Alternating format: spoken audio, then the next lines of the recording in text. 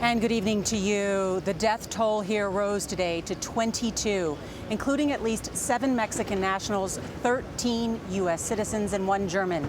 2 people, including an elderly woman, died of their wounds in the hospital this morning. These are the first deaths since Saturday, when a gunman opened fire in this Walmart store just right here. 2 of the wounded are in critical condition. And late today, the mayor of El Paso called it the evil, hateful act of a white supremacist. The death toll from the Sunday morning shooting in Dayton, Ohio, stands at 9, with 3 of the wounded still in the hospital. 2 mass shootings within 13 hours, and now the FBI is warning there could be copycat attacks. The El Paso suspect is being held tonight in the county jail on 1 count of capital murder charges. More charges are expected soon. And in a national television address today, President Trump condemned racism, bigotry, and white supremacy. The mayor here in El Paso says the president plans to visit on Wednesday. They have had their differences in the past over Mr. Trump's criticism of crime in the city.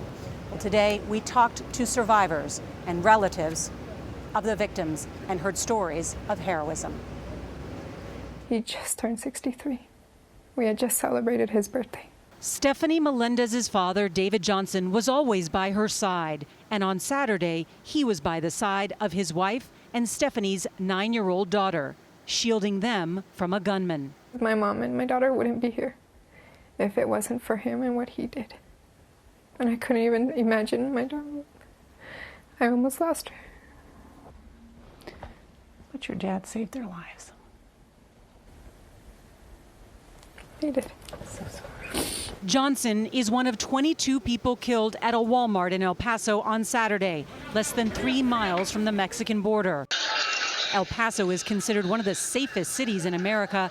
Last year, they had a total of 23 murders. In just one day, that number was nearly matched.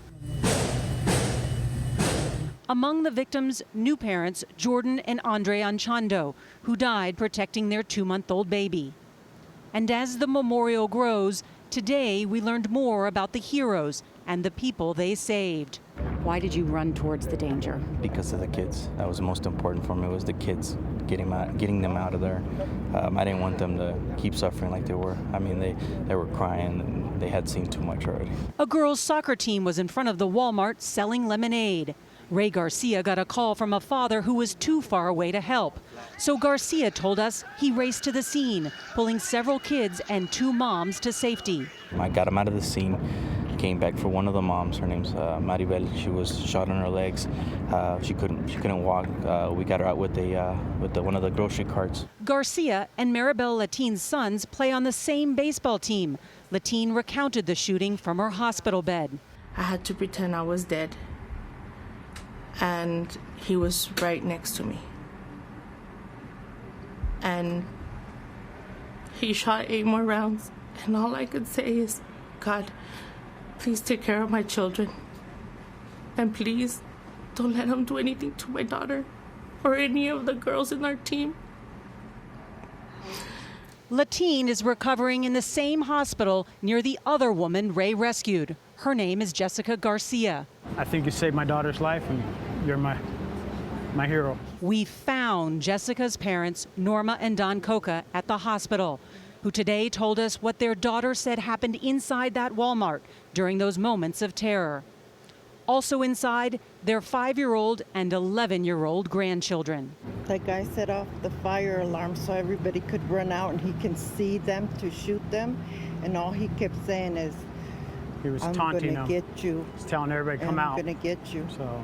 The hardest to deal with, Jessica's husband, Guillermo, has undergone 5 surgeries and is now in a medically induced coma. And it's just hard when you see your kids and grandkids and the kids saying, we saw my mommy and my daddy get shot. And the lady just died right in front of me, Grandma. And it's hard. And just to see her, she just keeps reliving the thing over and over. Can't sleep, she shakes, wakes up crying, and my daughter, it's just hard.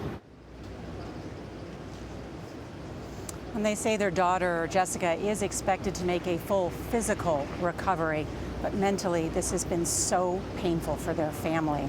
You know, this attack here was the worst on Latinos in modern American history. In the words of the sheriff here, the shooter came here to kill Hispanics.